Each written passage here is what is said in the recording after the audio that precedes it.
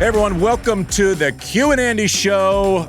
We got a guest this week, boys. Oh yeah. We got a fun one. Oh yeah. Rome special, obviously. Tennis going on in Italy. One of my favorite people from my time on tour. You would see him go crazy on the court, beat Rafa on clay, and then he would come into the locker room and he was completely easygoing.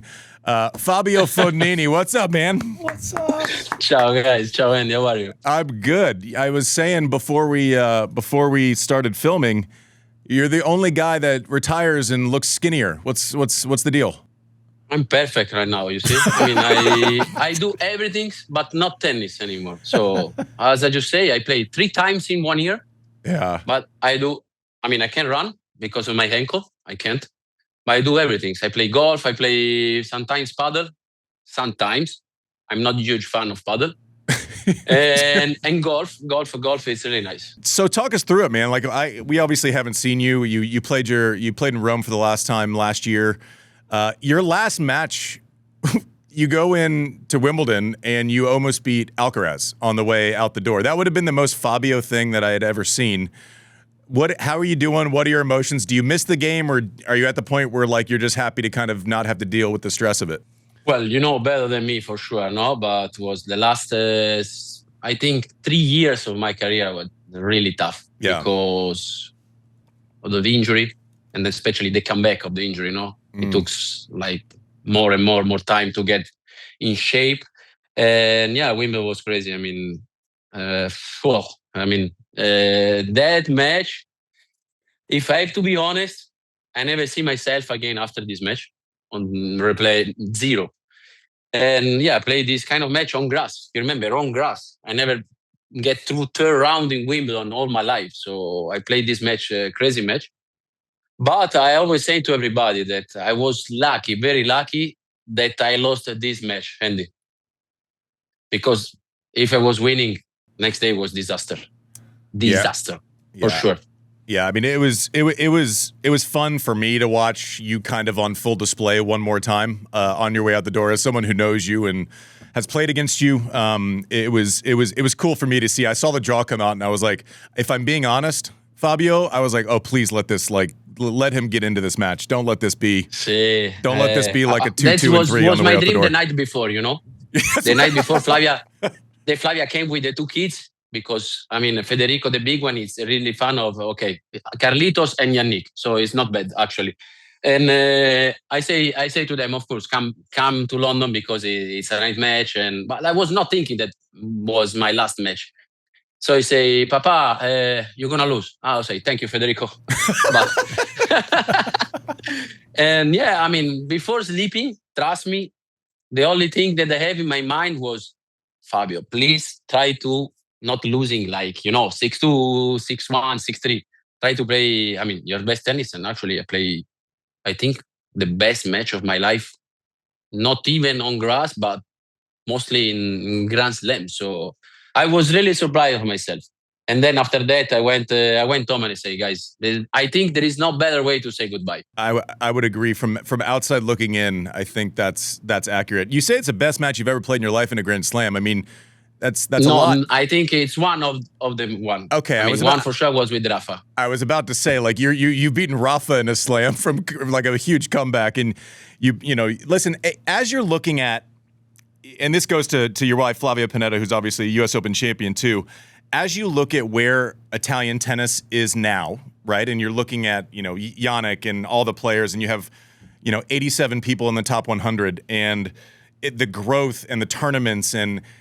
Are you filled with kind of a sense of pride? Because a lot of the players currently probably looked up to you and watched you.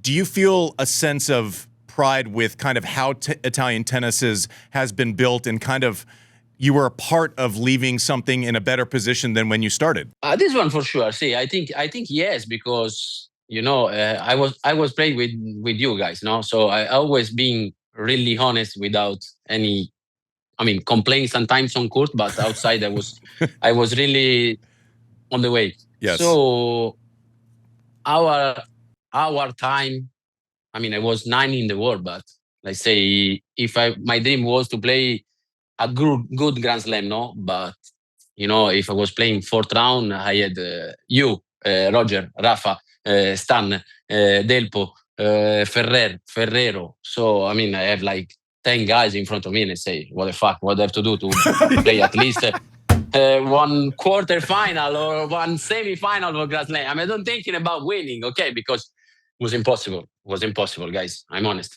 And now, yes, I mean, the Italian movement on our sport is better than soccer. I mean, Jannik, of course, is number one. No? So if you have one number one playing tennis, everybody want to play tennis. So this one, for sure, I am a little bit pride, let's say. Not at all, because I don't want to take all part. But yes, it was really nice being in this era, because I think was one of the best era or our sport, let's say. But at the same time, when they ask me this question, I have to be honest and I say, guys, I did a lot of fourth round, one quarter final in Roland Garros that I can play with Nole, but play constantly quarter-final, semi-final, or even imagine dreaming and winning a slam was impossible. So one of the other stats that when I think back on your career, which is nuts, I remembered twice, and my one of our techie Sean over here told me it was 3 times. You beat Rafa on clay 3 times. Is that correct? I beat Rafa on clay, yes. That's like Rafa. How do you go into that match where, okay, you just talked about everything being impossible because the players are so good. You come back from a couple sets down, if I remember correctly, against Rafa at the U.S. Open. You beat him 3 times on clay. Why you? Why were you able to kind of have those results against Rafa when it was impossible for the rest of us? Well, I don't know. I mean, that's a question that it's tough to say. But I answer in this kind of, I mean, probably because, of course, my game was a bit, let's say, crazy or different or whatever. And I was knowing him really well, no? Because I was living in Spain more than 10 years at the age when I was young. So I was not studying, but I was knowing Carlos Moya a lot because I was studying him. He was my favorite player. So I don't know. I think I had really clear my game against him. I know it's difficult. I lost to him like 14, 50 times. But the 3 times that I was lucky to beat him, I think my game was a bit, let's say, it was not really, how can I say, comfortable, if you can say like that, with this game. Because, on clay was the best player in the world. He won Wimbledon. Okay, he won everything. But, my game at the time, sometimes if I was, let's say, wake up with the right foot, maybe, it was not happy. Because we play a lot of matches that was, I remember one final in Hamburg, and I lost 7-5, 7-5. We played 2 hours and 40 minutes. I was cramping during the ceremony. So I was saying, okay, my game is probably, he don't like my game, let's say. Yeah, it's not, I mean, it's all matchups at a certain point. You have people you like playing and people you don't, but that's still a pretty crazy thing to be able to say, listen, mom's a U.S. Open champion and dad beat Rafa a bunch of times. That's a pretty cool thing. I mean... But in a different way, let's say she have a trophy and I have only the check of Wimbledon. Hey, listen, so obviously I love Rome. I loved playing in Rome, which is probably the only clay event that I can actually say that about. I think every Italian, like you, maybe your dream probably was winning your Open because you're American. Yeah. And actually you did, motherfucker. And the dream for us was playing really good in Rome because it's the only big event that we have here. It's the best. There are a lot of fans that come to the tournament. They want to live like a local, maybe not stay in a hotel. What's Fabio's cool neighborhood if someone's looking on Airbnb to stay in Rome? I did the Dancing with the Stars. I was living here 3 months. So I say, I have to buy a house here because it's Rome. I think it's one of the most beautiful city that around the world, I have to be honest. And it was summer here. So I say, okay, we go sea, we go beach and everything. So I start again on September and I was playing a lot of golf during the summer. And I say, Flavia, I go with my staff. I bring my staff in Roma and sometimes I go to play golf. impossible, Andy. I was practicing more than tennis. I was practicing like 4 or 5 hours in a row, like from Monday, and Saturday was the show. And actually the only day that we have free was Sunday. So Sunday I was taking the train to Milano, 3 hours. The experience, believe me, was like 10. Really, really, really nice experience. Hey, listen, so we have, this is our Thursday show, so we have fans send in some questions. I never know what the questions are, so what do we got, Producer Mike? So let's kick off with a little bit of the Dancing with the Stars. Let's play a little clip because Stephanie did have a question for you relating to it. Wow, Michael Jackson. Yes. Look at those moves. I think he kept the jacket, guys. Zero swag. I mean, this is clean. Are you wearing that outfit right now? So good. Look that. Look that. No way! No way! It's so good. Mamma mia. Yes, come to America. Do Dancing with the Stars. It's so good. MJ. It's so good. Oh, man. Did he come back to life, or is that Fognini? What did? Mamma mia. I just saw the movie 2 days ago in the cinema with Flavia. Was it The good? Michael movie. How was it? I was dancing actually in the cinema. That would be like my dream would be to randomly go to a movie and see Fognini dancing up and down the aisles. So it would be Stephanie's dream too, because she sent in this clip with the question: was it harder preparing for a tennis match or learning new dance choreography each week? No, but completely the second one. But like Monday, I was losing Monday to know the step. I mean, the song, whatever I say, I don't care. I don't know about music, zero. So I was remember the everything's in my mind, and I say, okay, I losing the step, so I should know the step. Then the second one, then the third one. So, mamma mia, was really tough. And actually, the Friday before we had the general, how you say, in the show, the general show with everything. So like dressing and everything from the Saturday. So it was really tough, guys. It was really tough. After 2-3 weeks, I start to understand something, But the first 2-3 weeks was, mamma mia, can't imagine that. Can't imagine. So you mentioned going on Dancing with the Stars, and that one of the kind of nice things about it was that maybe people didn't think you were just being a dick all the time. But I don't want us to totally forget about it, because that petulance is something that I actually thought was hilarious all the time. Sean, do we have a question that maybe shows Fabio in full form with tennis meltdowns? And I'd like to hear his commentary after the fact. Let's play this clip, and then we had a question from Ciro related to this clip. Whoa. Which clip, eh? Eccolo lì. This is the best clip ever. No. Non è vero. Grande Pascal. Pascal, ma come fai? Tu come mi dai warning? Most Italian line objection of all time. Per favore. Come fai? Dai, com'era? Sta toccato il coso. Grande Pascal. Sì, touch the I mean, Pascal's laughing. I know. Come cazzo fai? No. What are you saying here? I say, how you can give me warning? Come cazzo fai? It's like, vabbè, it's better, don't say anything. So Ciro, You know that I invite him in the show, in Dancing with the Star, he came. Come on. oh, yes. I invite Pascal here in Roma during Dancing with the Star. That's like, came here. I think I could do a 45-minute show just on that interaction. So, What was the question leads- that they said? So Ciro wanted to know: did it touch the line, or was Pascal right? No, for me it was good. It was good. Ball was in.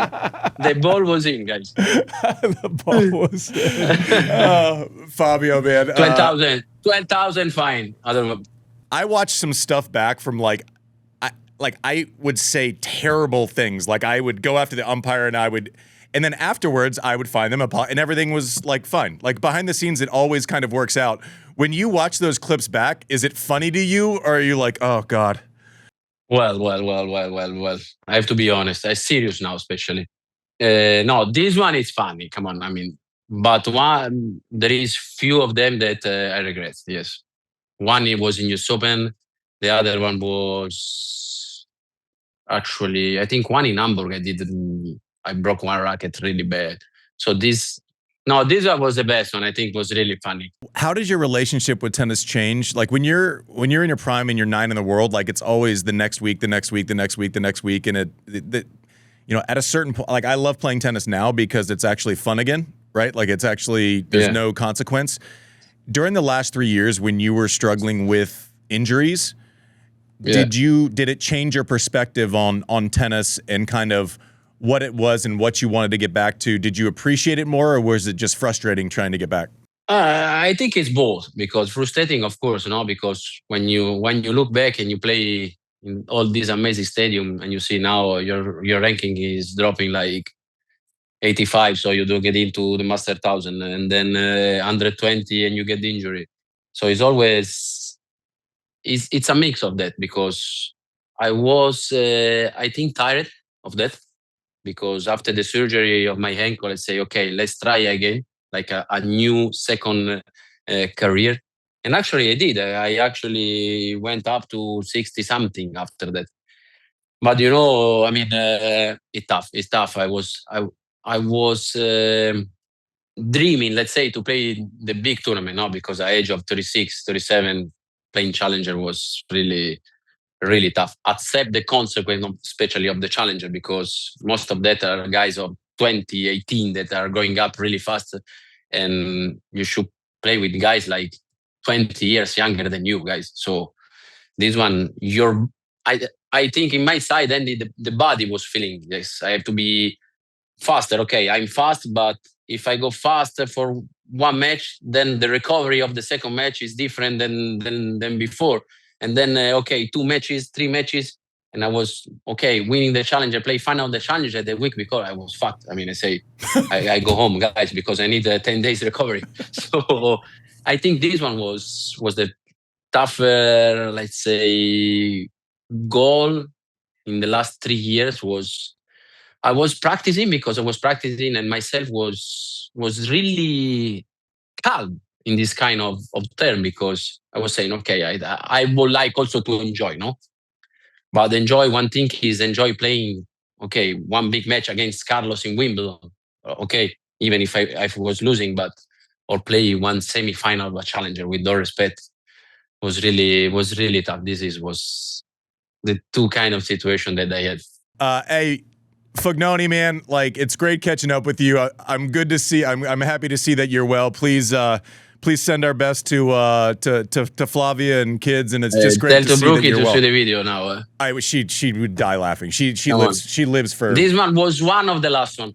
If you go there and you check for the salsa that I broke my t-shirt and everything, was really funny. It was really funny. Hey, Fabio, thanks for coming on, man. Appreciate you. Hope I see you soon. All right, buddy. Thank you. Yeah, you too. Ciao, guys. Ciao. Guys, I told you Fognoni's a trip. He was unbelievable. I would really love for him to come on America's Dancing with the Stars.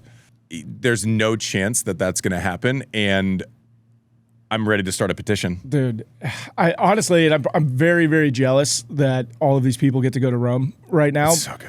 I mean, you went recently, right? Because you always went and stayed in hotels as a player, but then recently you went with your family. You found a place on Airbnb, like a cool house. Yeah, we actually stayed in the Monte neighborhood, which is a little bit closer to all the tourist stuff. We went with our kids who are 10 and 8 now. Totally different experience. It was so nice being in a place and being able to walk everywhere in 2 minutes. Our kids just absolutely ate it up. You guys hit up the Coliseum and stuff? Yeah, we did all the things, and it was amazing. I've done that as like a young adult when I went over there, and then doing it with your kids again. It was like they totally got it. They were young, but they're walking around with the headsets and listening to the historical tours and like completely dialed. Another neighborhood that's like sick if you happen to be going. Trastevere is cool. It's not as kind of like maybe touristy as Monte, but it's a cool vibe, little bohemian vibe. Totally up Brooks' alley. Oh, that's nice. Yeah, it was pretty sweet. Little window shopping, some cool romantic cobblestone streets. Dude, one of my favorite things, like during my career, I was always in a rush. Like you're in a rush to get there, you're in a rush to practice, you're in a rush to leave. Like that was 14 years of my life, and actually going back to cities like Rome and Paris and London and actually having time to kind of like melt into the cities and stay in them in a different way has been a real real shot in the arm for the old retirement. I'll tell you that much right now. Oof. It's been pretty sweet. Man, so fans are going over there right now. Pop into Monty. Maybe. Trastevere. Anyways, thanks for watching Q&Andy.